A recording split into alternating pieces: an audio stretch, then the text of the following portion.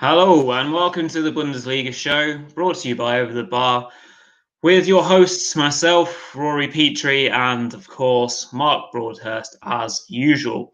Thanks for tuning in wherever you're listening. Sit back and enjoy the show. Right, so before we get to the real business of our Bundesliga action, please do us all a favour by clicking the big red subscribe button in the corner. If you're watching on YouTube, click the little bell icon as well, as that will send you notifications so you don't miss a thing. If you're listening in an audio platform, again, please do click subscribe. Leave us a review, leave us a rating. All your support is very much appreciated. So thank you very much indeed. So as per usual, we're now going to go over to Mark for the Anagram segment. As per usual as well, we do have a guest this week, so we're really excited about that. So we'll introduce our guest after we've gone to Mark for our Anagram segment and we've run through the results from this weekend. So Mark, over to you for our Anagram this week. Okay, so if you remember, guys, last week our Anagram, as you can see on the screen, it was manual jingle ins. And now, actually, we did have a winner as well. We had the Bundesliga fanatic was correct with the correct answer. So congratulations to him, which was indeed the RB Leipzig manager, Julian Nagelsmann. So, yeah, so great. We asked for better from you guys last week and we got it, which is perfect. Yeah, we got a correct answer. So well done again to Bundesliga fanatic with Julian Nagelsmann. So let's move swiftly on to our anagram for this week, which, as you can see on the bottom of your screen, is Ramble Craziest. So remember, guys, as always, it needs to be a Bundesliga player, manager, or club. And this week's anagram is Ramble Craziest. So if you guys are listening on the podcast as usual, take a pen now because I'm going to slowly read it for you. It's R-A-M-B-L-E, Ramble, Craziest, C-R-A-Z-I-E-S-T. So Ramble Craziest, your anagram for this week. So thanks for that. And let's move swiftly on to the correct results before we get to our analysis of the games this week. So starting on Friday night, as you can see at the bottom of your screen, Stuttgart won, FC Cologne won with a pretty entertaining 1-1 draw there. Moving on to the Saturday afternoon games, we had, sorry, my apologies, it was Schalke won, Stuttgart won. Yeah, moving swiftly on to the Saturday afternoon games, we had Cologne 1, Bayern Munich 2, Arminia Bielefeld 0, Borussia Dortmund 2, Augsburg 3, Mainz 1, another 1-1 draw between Eintracht Frankfurt and Werder Bremen. Quite a lot of 1-1 draws this season. And then in the late kickoff, we have Mönchengladbach 1, RB Leipzig 0. And then moving on to the Sunday games, we had a really entertaining 4-2 victory away at Freiburg for Leverkusen, which we'll talk about in a minute. And then also we had another 1-1 draw when Hertha Berlin hosted Wolfsburg, just in the late kickoff. They always seem to be draws, those games, right? Every week, I'm pretty sure every week apart from one, they've been draws, the late kickoff on a Sunday evening. Yeah. Okay, so just before we move on to our analysis, let's just go over to Rory to find out a little bit more about our guest today. Yeah, let's do it. So our second ever guest this week, we're going to be joined by Josh. Josh runs and has his YouTube channel, which is JJD TV. It is a BVB channel, so that is a dedicated YouTube channel to Borussia Dortmund. Josh will be joining us in a sec. So check out his content, which is obviously on YouTube. You can find him on Twitter as well, which we'll tell you about after we've had a good conversation with Josh in a little moment. His YouTube channel covers all sorts of things from match previews to match watch-alongs as well. So that's really entertaining stuff. So do please check it out. And joining us all the way from Canada is Josh, and he's going to be coming in right now. Josh. Hello, Josh. Servus. Hello. How's it going there in Canada? Cold. Snowy right now. Typical stuff, Canadian weather. Yeah. Good, great. Yeah. So let's just move on. So as usual, we got 4 games that we're going to analyze this week. Which the first one, I think, which was the game of the week, really, which was a Sunday afternoon kickoff here in Germany, which was Freiburg 2, Leverkusen 4. Really, really good game in Baden-Württemberg today, down in the southwest of Germany. Josh, did you catch that game?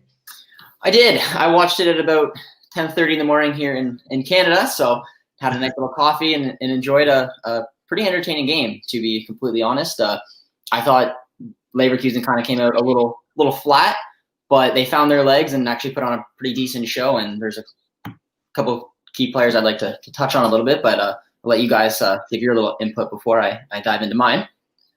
Yeah, absolutely. I think it was a game where I think Freiburg kind of flew out of the blocks, really. They got a pretty good opening goal. They might consider themselves a little bit unlucky with the Lars Bender red card, which was rescinded as well. I think it was probably the correct decision, but I mean, obviously if VAR wasn't available, then it would have been a red card. They'd have been playing with 10 men for most of the game. Yeah. Rory, did you think that was a correct decision? Yeah, I think when I was watching it live, it seemed like the referee was in a hurry to make his decision. I think when you could tell that when he makes his signal to go to the screen, he's already thinking, yeah, I've messed this one up here, because it's quite clear from the VAR pictures that Tapsoba is going to manage to get over and cover. So fair enough, VAR, that's how it should work perfectly. Love to see that working properly in the Premier League as it does in the Bundesliga. Change the red to a yellow, and that obviously does change the game, because then it allows Leverkusen to settle a little bit. They obviously, the free kick just goes wide, and then Leverkusen can go about their work and then change the game obviously for the better. So Josh, you said you thought about a couple of key players were at hand there, presumably for Leverkusen. Who did you have in mind? Yeah. I mean, I totally agree with the red card changed the game. I mean, it was the correct call. I think you guys just touched on that. There's clearly a man behind him. It's just part of the rules. So rightfully so, it was changed, and then Leverkusen just kind of took over. I don't know if just that little wake-up call they needed to know that they were already losing the game. They could have been down to 10 men, and the game probably would have been over. But fortunately for them, they kept on with 11 men, and I really enjoyed their new striker who's been starting games ever since Schick has been injured, and that's Alario. And he's obviously been a very successful striker in the Bundesliga, but he's mostly come off the bench, coming for Volland. But with losing Volland, with losing Havertz, someone in Leverkusen pretty much had to step up. And a lot of people at the beginning of the season thought it might have been Schick, but with his injury, in my opinion, Alario stepped up, as well as even Diaby and Bailey, in my opinion, just because a lot of people forget, like, they haven't been real every game starters for the past few seasons. They've just kind of been hit or miss here and there, and I think that they're kind of buying into Bosch's system a little bit more, coming back when they need to defensively, and I thought they put in a good show today. Yeah, absolutely. I think Alario is a really, really clinical finisher, obviously getting a couple of goals on Monday evening as well against Augsburg, and then a couple of goals today. I mean, he doesn't need many chances, and you can see that he's really enjoying playing his football at the moment, definitely, yeah. And I think also, Jonathan Tah as well, getting a big header in there at the end. Yeah, clearly a big player for Leverkusen as well. Yeah, and obviously that's 3 wins in a row now for the club from the Rhineland. Josh, do you think they can challenge for like a top 4 position this season, Leverkusen? Well, I made a Bundesliga predictions video, one of my first videos on the channel, and I put Leverkusen in 4th. And then 2 days later, pretty much, we saw Havertz and Volland leave. But I still am going to stick with it, because I really Peter Bosch obviously came to Dortmund and had a beautiful start and then a disastrous finish. So I felt bad for him, because I do like some of the things he did. He's a very attack-minded manager, and I'm liking what he's doing in this Leverkusen team. And like I mentioned, even though they lost Havertz and they lost Volland, seeing players like Diaby and Bailey kind of run games in here, and Alario finding form and getting into the Argentinian team, I think they have a good balance to their team. I really like the way they play, and I absolutely think they have a shot at the top 4. Yeah, very much agreed. I think looking at their side now, they're just starting to click. I think early on in the season, they looked a little bit shy of goals, as you mentioned, with the injury to Schick, and the way they were playing wasn't quite going their way. And then quite recently, maybe with the aid of European competition, because they hit Nice for 6 a couple of Thursdays ago, and that would have been a huge confidence boost. I know they lost in midweek on Thursday, probably because of the red card early on in that game.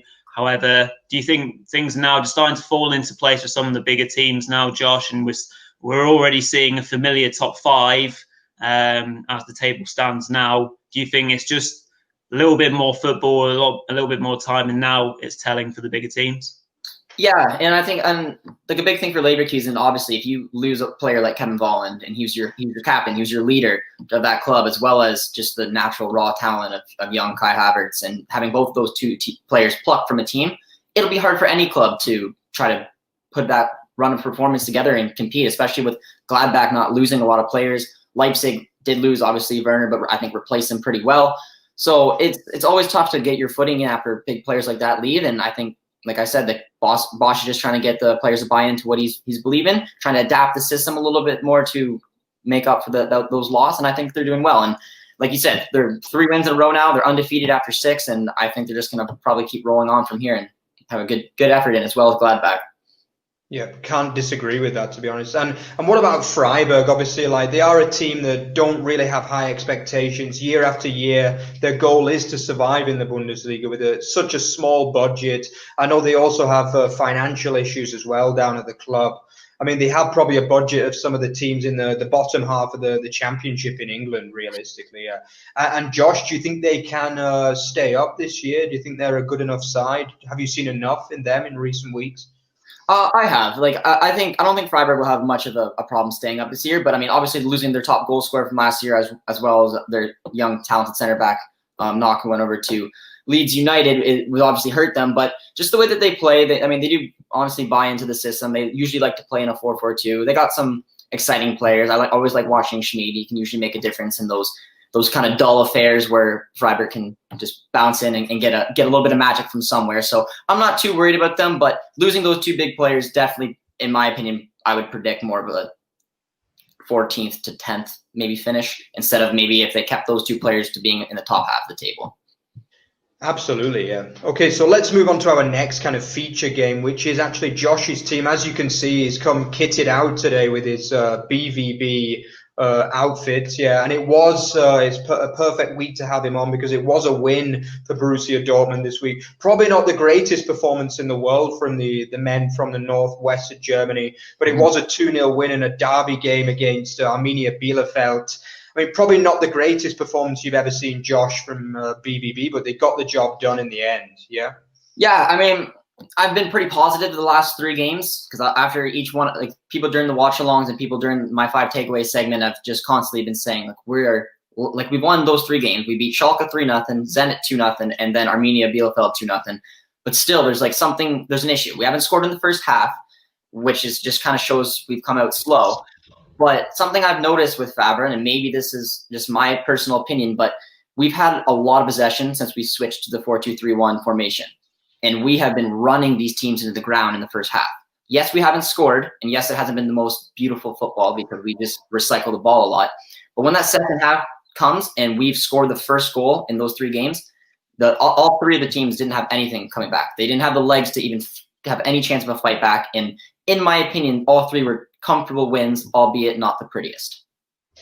Yeah, I very much agree on that, and especially what you picked up there, Josh, with regards to the possession. Because I saw from the game yesterday, possession stats are 75% in favour of Dortmund, which obviously is a huge amount. You usually see that sort of thing in, say, Premier League with Man City of a few years ago when they just dominated the ball. And as you mentioned, maybe if there isn't something quite clicking, but at the end of the day, if you've got the ball a lot and the goal doesn't quite come in the first half, which of course it hasn't been of late, teams are going to be out on their feet because they've not had the ball. They've been chasing shadows, so to speak.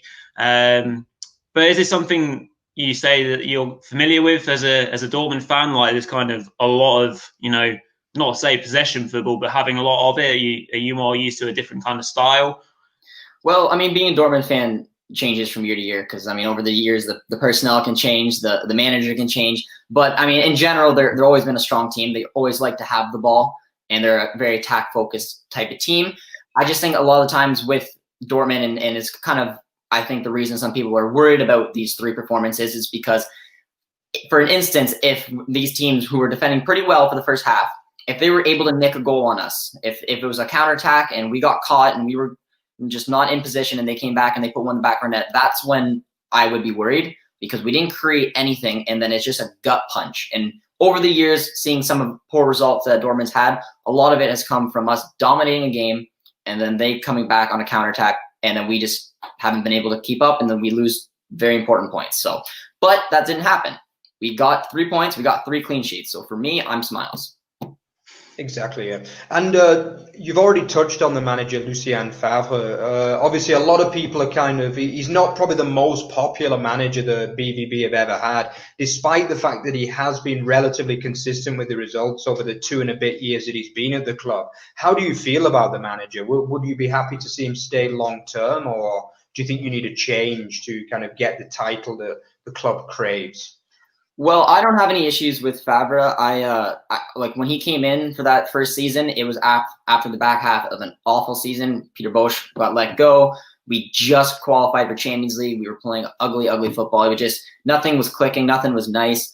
And he came and took a title challenge that I never expected that season. If you would have told me we would have lost out by the title by 2 points and very well could have won it if a couple of results or a couple injuries went our way, then I would have been, again, just been happy, because I wouldn't have expected that. And like you said, last season, we bought a couple players. We got Hazard, we got Brandt, we got Hummels. We were expecting more of a push, and in the end, we got less of one. But it was a COVID season, so I think this is probably his last chance. There's been rumors that he was already going to be potentially replaced at the end of the season. I've strictly said there's no way he's going to get replaced mid-season. We're 5-0-1 right now. We're in good shape. But if he doesn't win any silverware this season, I could see the club looking elsewhere and try to bring in someone younger. So, Josh, I've got 2 questions for you.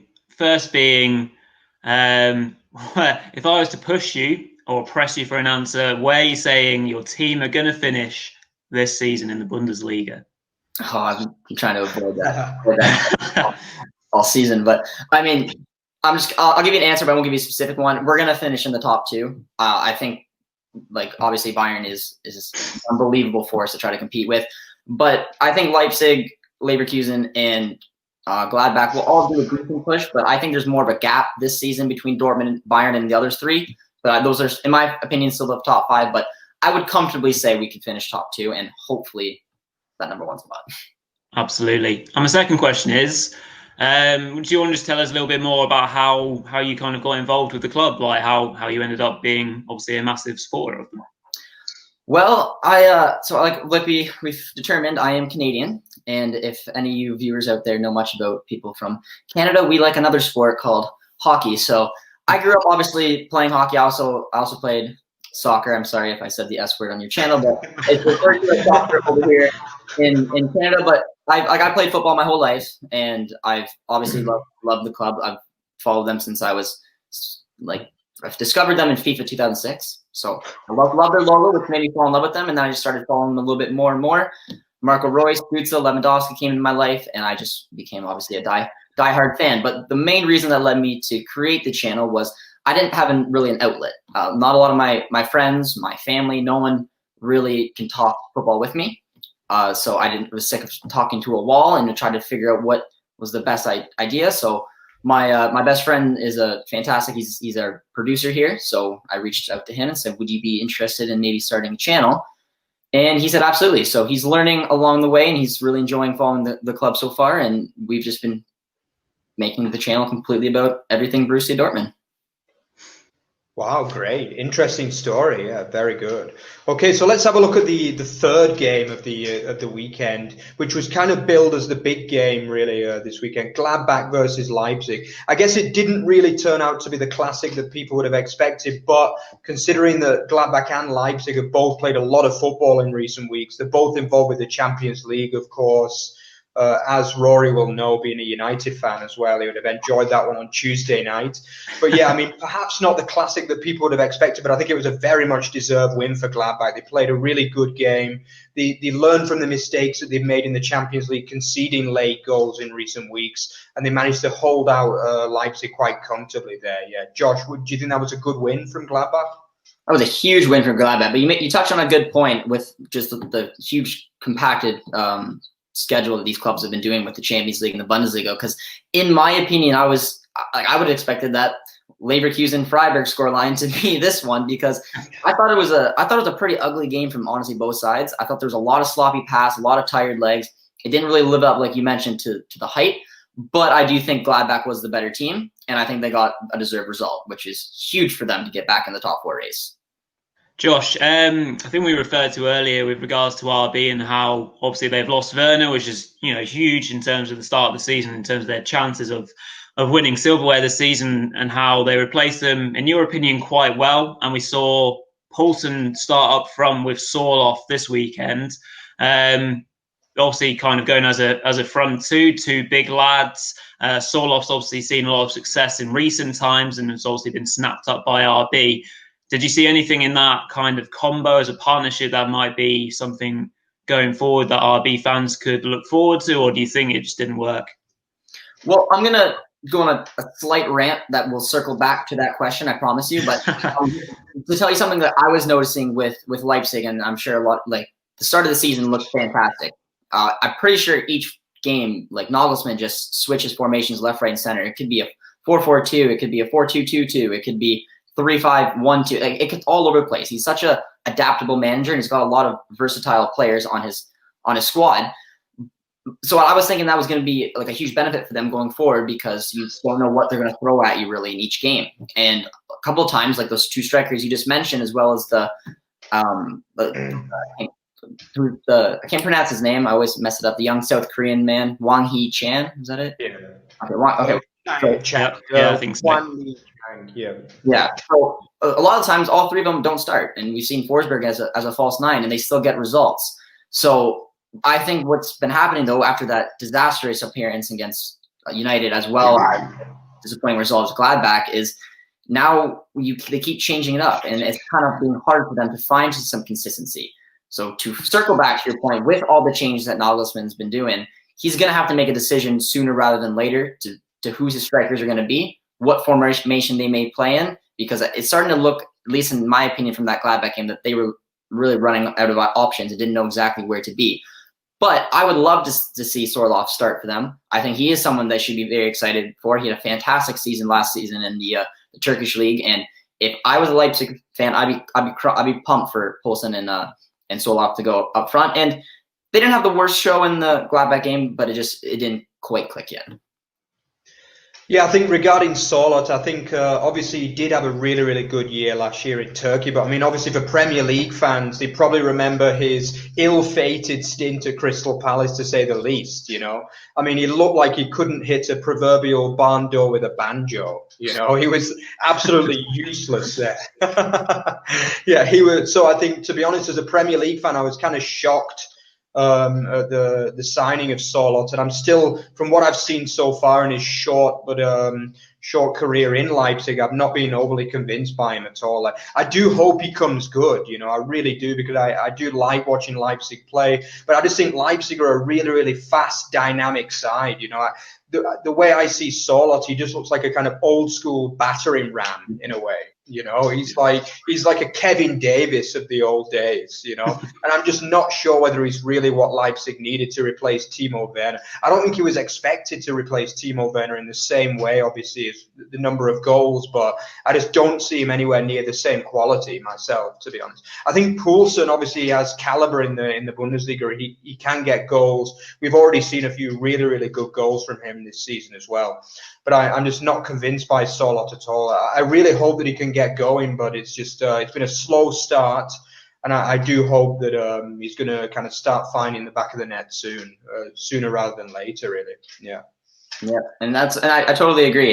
And that's what one of my points of trying to get some consistency, because I don't believe he scored yet, and he isn't getting a run of games. There's a lot of different options for Leipzig, and to get him started, he's going to have to keep playing. But if, like you said, if he doesn't start scoring soon, he isn't going to get selected.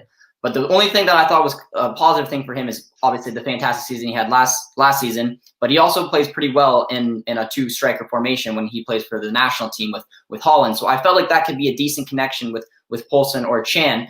Yeah. But it's going to be interesting, because if he doesn't put up any numbers, he's going to be on the bench.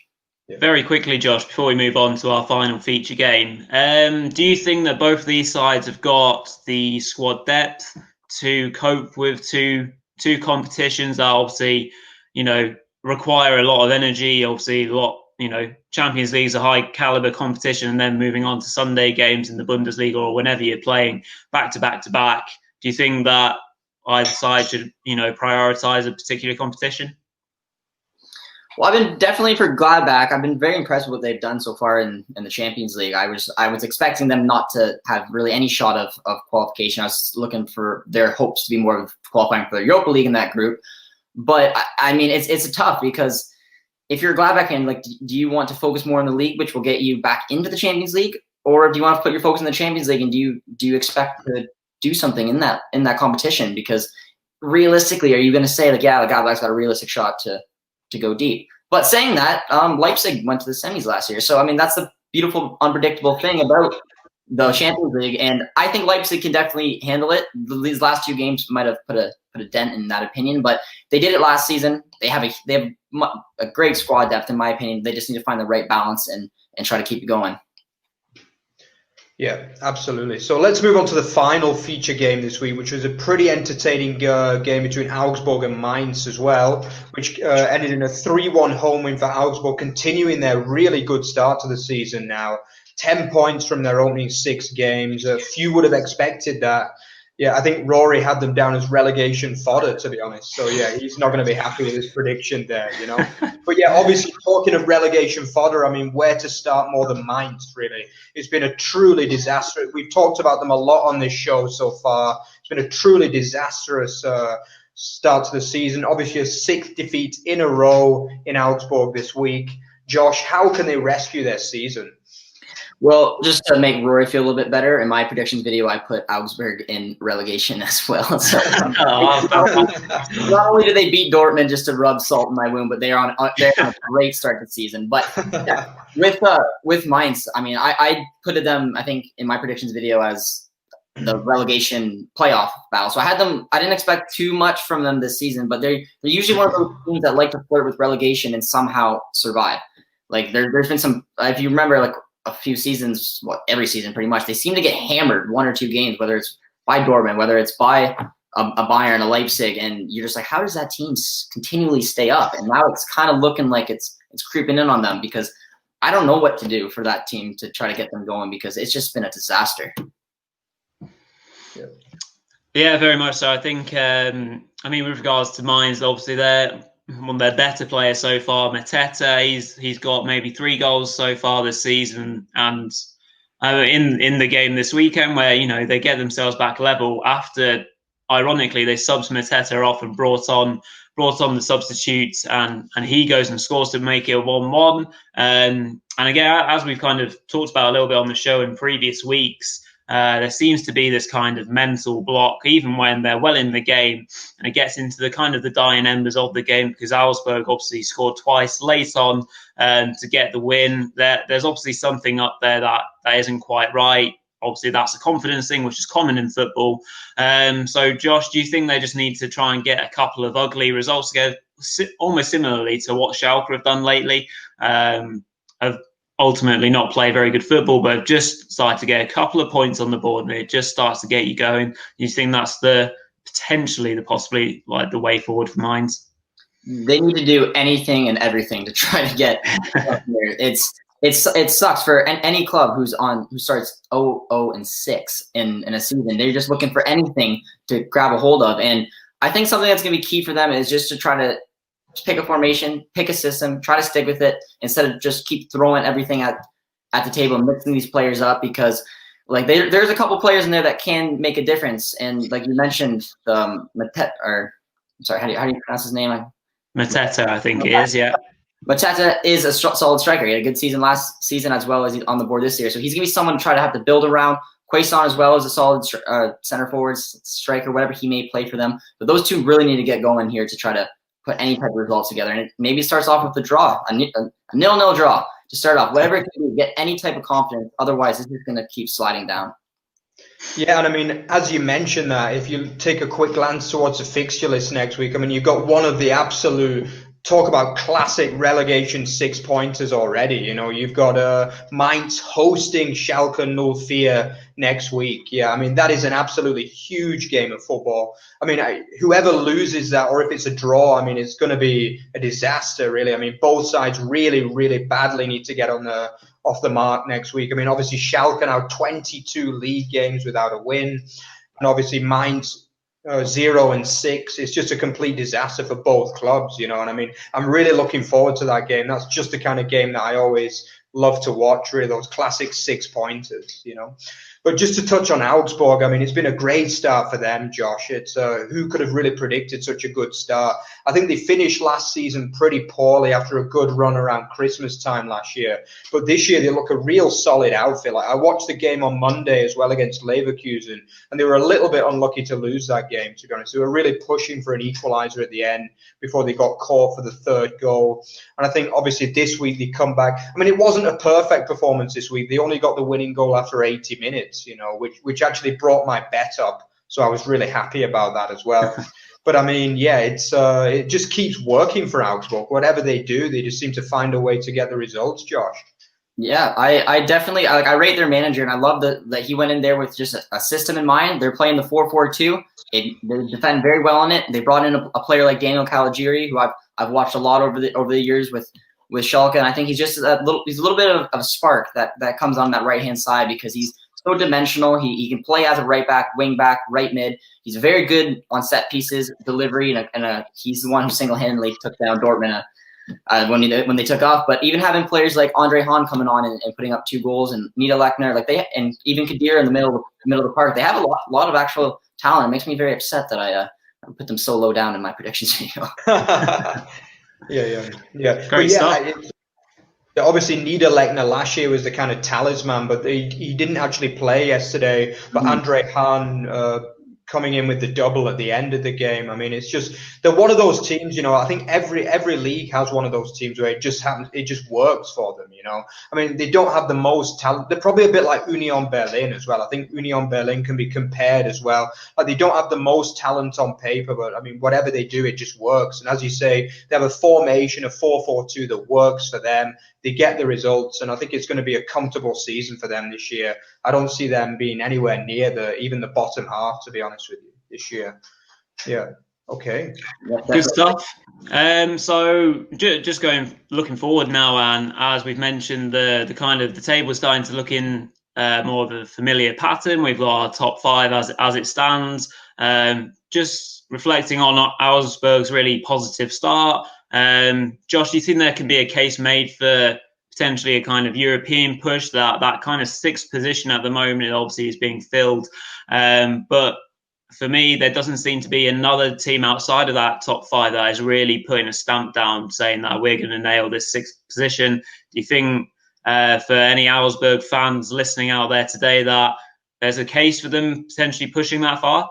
Well, considering I put their club in relegation, I fey like I owe them a little something now to try to back up with that opinion. But no, you make a very good point. I mean, the usual suspects of Hoffenheim, Wolfsburg, and even Hertha Berlin are just not having the starts of seasons that they expected to really have. And if they continue with this very inconsistent pattern, there's no reason why Augsburg, who has a clear sight of what they want to do out on the pitch, it's going to depend on consistency, staying healthy, and obviously they only have to worry with the Bundesliga, where Wolfsburg is in Europe, and as is Hoffenheim. So yeah, I definitely think that there's a chance, but I'd probably, if I was going to put a prediction, put it more of an 8th to 10th. But I think either way, they would take that in a heartbeat. Superb stuff. Right, Josh, it's been an absolute pleasure talking to you all the way from Canada. You've been absolutely superb. Obviously, before Josh goes, just going to plug in his YouTube channel again, because Josh obviously is obviously a YouTuber like ourselves. His channel is JJD TV, a BVB channel. So obviously give that a hit, give it a subscribe, and check out all of Josh's content. Like we mentioned before he came in, he's got all sorts of content, such as previewing games. He's obviously got his reviews, his 5 takeaways, as well as his match watch-alongs, which are great. You can also find Josh on Twitter as well. And he is at TV_JJD. So Josh, thank you very much for your time. You've been absolutely superb, and we'll hopefully see you sometime very soon. And good luck to yourself and Borussia Dortmund for the rest of the season. No, I really appreciate it, guys. It was a lot of fun coming on here and chatting with you guys about a nice little weekend of football here, and I'd definitely love to come back on anytime you guys want to have me. Super. Thanks a lot, Josh. It was great. Yeah, thanks. Cheers. Ciao. Bye-bye. Bye-bye. Okay, so let's continue with our roundup for the week's action as well, starting with the Friday night game, which was, of course, Schalke 1, Cologne 1. Stuttgart. Sorry, Stuttgart, yeah. I keep getting that one wrong, yeah. Schalke 1, Stuttgart 1, yeah. But, I mean, it was quite an entertaining game, actually. I mean, it was a point for Schalke, better than nothing, you know. But, again, it's a game that probably Stuttgart should have won. They had a lot of chances in the game. It just seems to me that Schalke, they can only get goals from these kind of from free kicks, you know, from headers or free kicks. It seems to be the only creativity that they have in the entire side, you know. Rory, would you agree with that? Yeah, I think as we were just talking to Josh in regards to Mainz, sometimes you just got to play a bit ugly in order to get points and in order to get yourselves going. As you mentioned, Schalke's goal came from a set piece. It was really nicely worked set piece. It was a great delivery and a great header as well to give them the lead. But ultimately, in regards to Stuttgart, they generally speaking dominated the game. Obviously, if you kind of looked at that fixture before the season started, you'd presume that, you know, Stuttgart would be happy with the point, but obviously it's kind of roles reversed at the moment. So point for both sides isn't disaster. Again, Schalke maybe just trying to build a bit of momentum.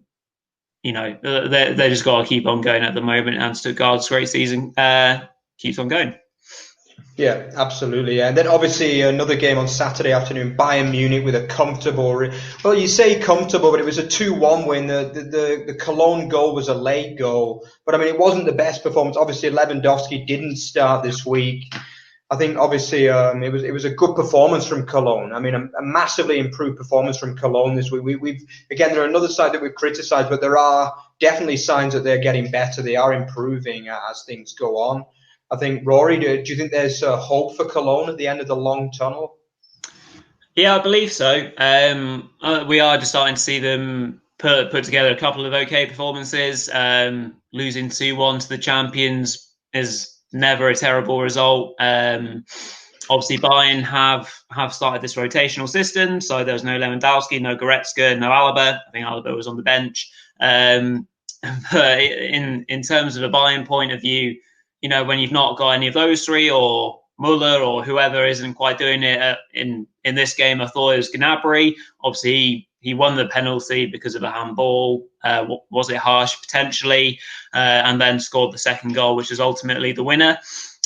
So if someone's not doing it, someone else will in obviously this behemoth of a squad that Bayern have.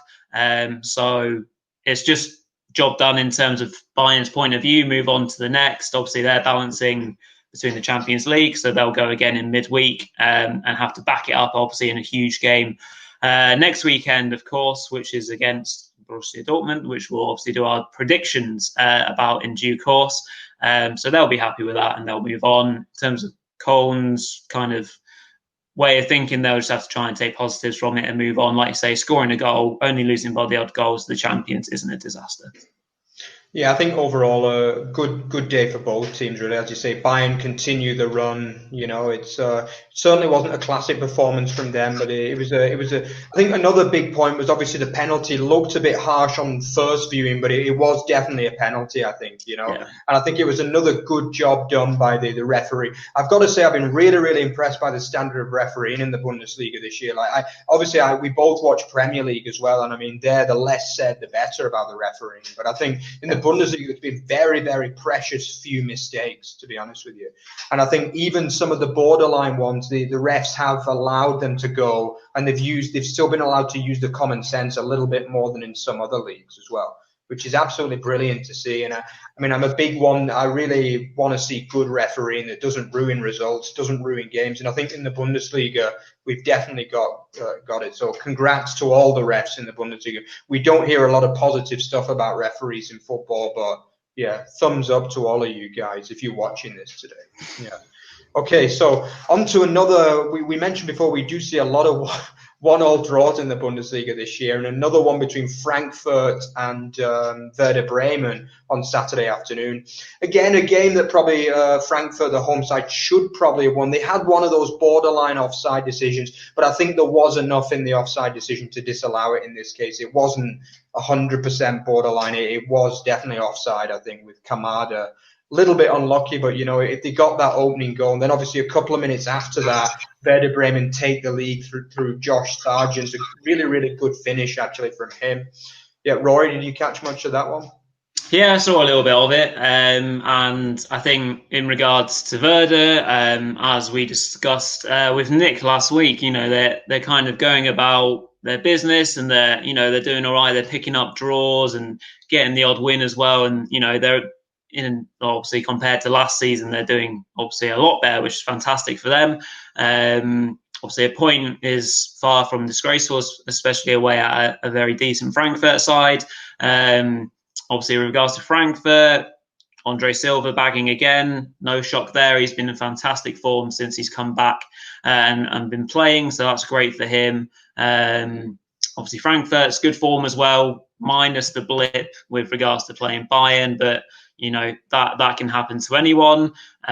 So they'll continue, and they'll think that they've got a great chance of pushing on up the league as well.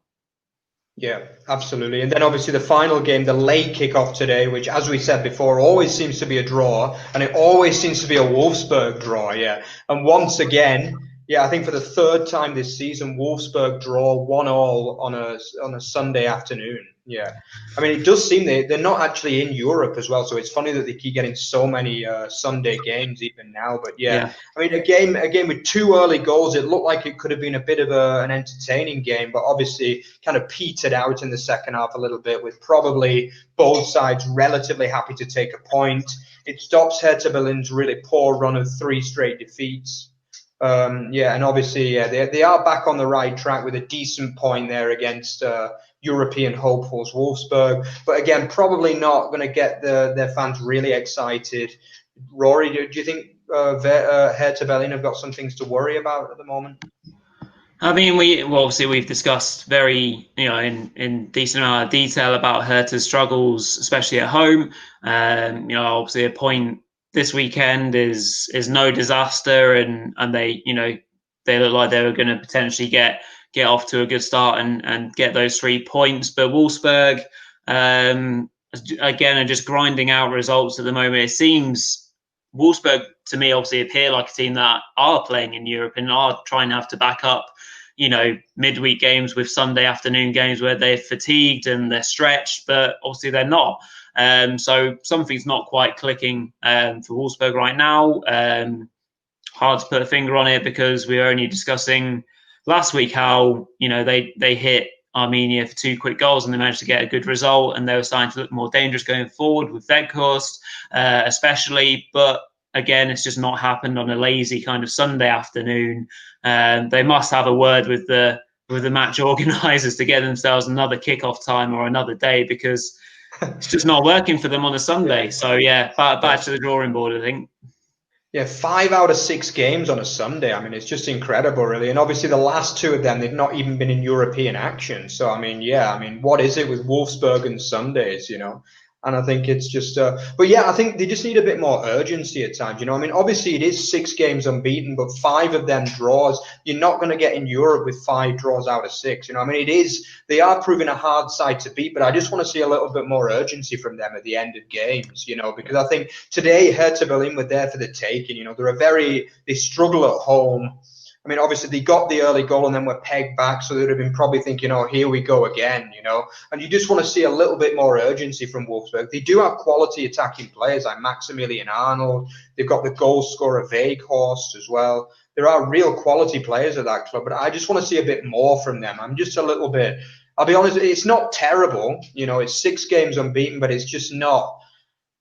I want to see a bit more from Wolfsburg, to be honest. And I'm just obviously all the same with Hertha, but I think they're just going through a bad time at the moment. Things just aren't going for them, Defensively, they seem to be conceding from every chance that they concede, and it's just they are a good side, but they're struggling to kind of gel some of those quality players in at the moment, really, unfortunately. But I think there's better times to come for both of these teams as the season progresses, really, to be honest. Indeed. Yeah. Right, and then I guess looking ahead, obviously we've got a Monday night game again. So as we're recording, we don't know what's going to happen, which is a game between Hoffenheim and Union Berlin. Obviously, that's a good chance for either of those two teams to get a win, which would push them into roughly the top 6.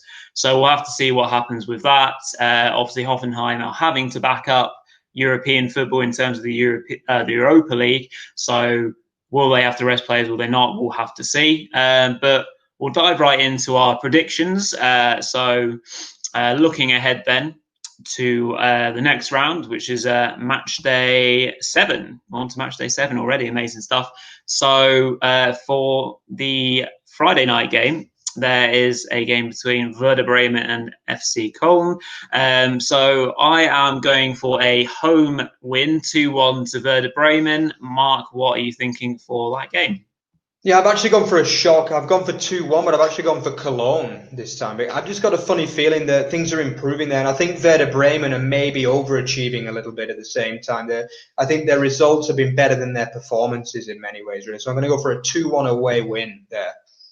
Good stuff. That takes us on to Saturday afternoon games. So the first one being a home game for RB Leipzig against Freiburg. So again, I'm going with a home 2-1 win. I think RB, having obviously come off a really bad week this week with regards to the Champions League loss and the loss to Gladbach, I think they'll bounce back. Naturally, they're going to have to play in Europe again this week, and so they're going to have to go at it again very quickly, but I expect them just about to get the result. So a 2-1 win. So Mark, do you agree? Yeah, I've actually gone for a 3-1 win. I think Leipzig, they don't keep that many clean sheets, but I think in this kind of home game, they're pretty solid, really. I think 3-1 Leipzig there.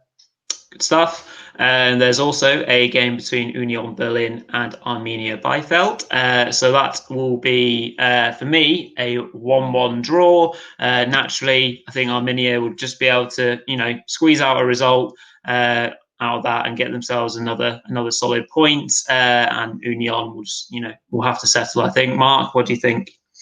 Yeah, I'm actually going to go for a 2-1. I was also tempted to go for a 1-0, but I think Union at home, I'm just going to go for a 2-1 win. I tend to root for Union Berlin. It's maybe more in hope than expectation, but I do think they can just about get a 2-1 win there, Union. Yeah. Good stuff. And then there is, as we referred to earlier, a massive 6-pointer relegation battle this weekend between Mainz and Schalke. My prediction is a 2-1 away win. So I'm going to back Schalke. Poor old Mainz, I think, will be 7 losses from 7. Mark, what do you think about this one?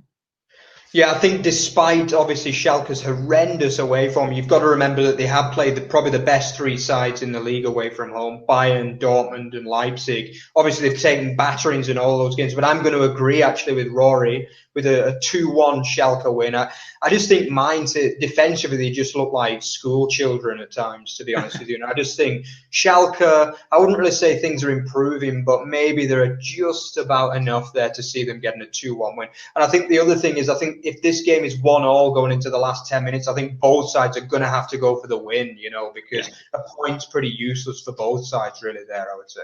Yeah. Good stuff. That leads us on to another afternoon kickoff, which is Augsburg hosting Hertha Berlin. Naturally, Berlin possibly being a little bit more comfortable on the road. I'm going for a 2-2 entertaining draw. Mark, what are your thoughts? Yeah, this is a tough one, actually, but I'm going to stick with Augsburg. I just think, as I said before, I just think things work for them, and I just think Hertha, they're not quite at it at the moment. I'm going to go for a 2-1 home Augsburg win there. Good stuff. And the final afternoon kickoff is between VfB Stuttgart and Eintracht Frankfurt. Seems like I've got a bit of a pattern going on this weekend with my results. So I'm also saying another entertaining 2-2 draw. Fancy Stuttgart to keep on going despite playing a team in good form. Mark? what's your prediction for this game? Yeah, obviously I've said a lot of times on this show that I really enjoy watching Stuttgart play, but I'm actually going to go for a 2-1 Frankfurt win there today. I just think Frankfurt like this kind of fixture, and I do see them having enough with Andre Silva on form, getting a 2-1 win. Yeah. Good stuff. Leading us on perfectly to the Saturday evening kickoff, which is Der Klassiker, Borussia Dortmund hosting Bayern Munich. It should be a fantastic game. Whether it's too early to say, whoever wins, gets a real advantage in the title chase, we'll have to see. I'm going for I'll maybe keep this under wraps with regards to obviously just having Josh on the show. I'm saying 3-2 to Bayern Munich.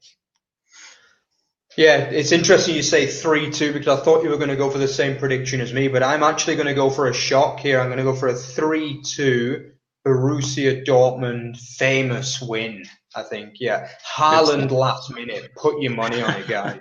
Excellent stuff. Let's hope so for Josh's sake. That leads us on to our Sunday games, and no shock, Wolfsburg are playing on a Sunday. They are hosting Hoffenheim. No idea why they're playing on Sunday again, but I'm saying, as much as I'd hate to say it, I'm saying 1-1 again. Mark?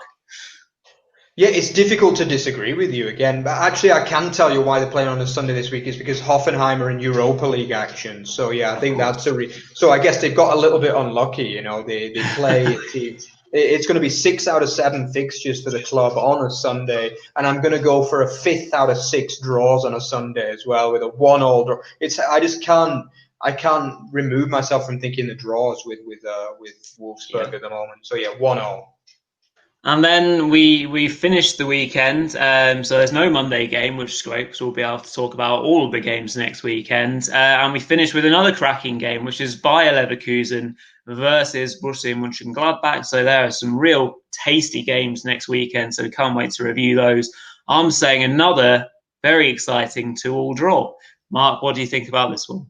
Yeah, I'm actually going to go for a 2-1 home Leverkusen win. I really rate Leverkusen in these big games. I don't know if you remember, guys, last season. I mean, they beat Bayern at the Allianz Arena. Admittedly, it was before they kind of hit that form under Flick. And they also beat Dortmund when Dortmund were really hitting form as well. So I do think Leverkusen are going to get a 2-1 win there. I think Gladbach could start to get a bit leggy with obviously a game against Shakhtar Donetsk in midweek as well.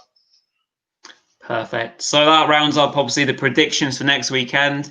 So we'll just run into the fact of the week that I'll give you, and then we'll wrap up for this week. So your fact for this week is that RB Leipzig have lost to Borussia Mönchengladbach for the first time in their history this weekend, after 5 wins and 3 draws before this weekend. So that thoroughly rounds up a miserable weekend for RB Leipzig fans.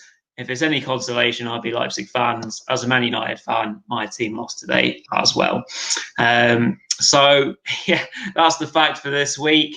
So that wraps us up just about. So, as usual, thank you for joining us. We've really enjoyed the show. Josh is another fantastic guest. Really enjoyed speaking to him about his beloved Borussia Dortmund and his links to them. So, as per usual, please, if you're watching on YouTube, give us a subscribe, hit that big red button, please. And obviously, if you're listening on an audio platform, again, click the subscribe button, leave us a rating, leave us a review, let us know your thoughts, let us know your feedback. We really want to hear from you, and we look forward to seeing you in the next one. Mark, over to you to finish off. Yeah, so just remember, guys, obviously we have a really active Twitter account as well, which I'm just going to put on the bottom of the screen for you there. You probably know the routine now, obviously, at Over the Bar FB. We have over 8,000 followers on there, so we'd like you guys to join us as well. And also remember, please subscribe to our YouTube channel. It really helps us a lot, guys. Really, this can really help us to kind of produce more and more content for you guys. We've got loads of stuff in the obviously the European show, which is going to be coming in the next 10-12 days or so. Also, we've got a regular obviously guests for you guys, and we want to, if you click subscribe for us, this can really kind of help us to produce more and more content which is just great. We both love this and everything. Obviously, also, guys, I want you to also watch the League One show as well.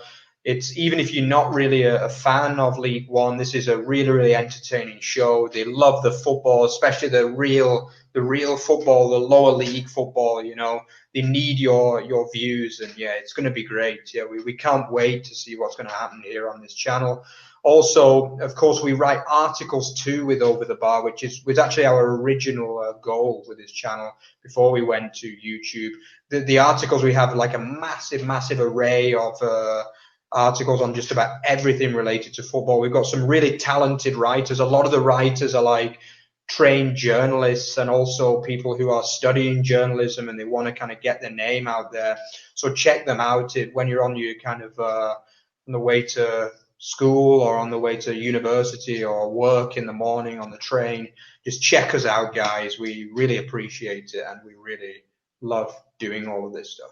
Okay, so thanks a lot, guys. Thanks for joining us again, and let's see you again next week with some big games on the horizon. Let's check out. Bye-bye. Good stuff. See you next week. Bye-bye. Cheers.